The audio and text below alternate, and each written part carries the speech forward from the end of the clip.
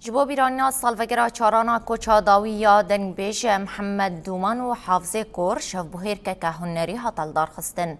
شف بوهیر که لنافنده باقی خدو یا چاندو هنرا کوبانی و بشداریا به دهان شنین کانتون افراته هنرمند و اندام نافنده باقی خدو هاتل دار خستن. ده شف بوهیر که ده لسر نافی نافنده باقی خدو یا چاندو هنری آخافتن هاتن کرنو هات گوتن ارکامه یکو اما دنگ بیجی خواب بپاریزن جبرگو دنگ بیجی ناسنامه یا گلانه پشتره سنویزیون لسر جیانا هر دو دنگ بیجی نمر هاته پیشاندان شف بوهیر به استرانان بداوی بو.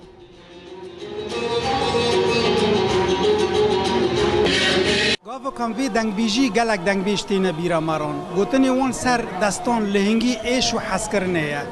افروج سالوگر چارمین حافظ کور محمد خلیل غازی محمد دومان کدوه روجه دا بری 4 سالان لباکری کردستان چون سر دلوانیا خواه سبب ما نخواشا کارونه در میوان منکمو درباس کرال ویدر که باجار کوبانی او چاند اونها را با خود و یکتی هنرمند لایقی وان مراسم اکباتا چیه کرن لوی در که در میخواهاتن و شارتن لگلک بر همین زیرین لپی خواهیشتن سالوگر روانه بیرانین همو دنگ بیجی کچون سر دلوانیا خواه وک محمد کاشو جمیل هورو سید خان بویخچی و میرم خان عیشه شان کاووس آقا ام دو بیرتینن گاوا کو ام سرسال هنرمند خوی کبن بدگرینن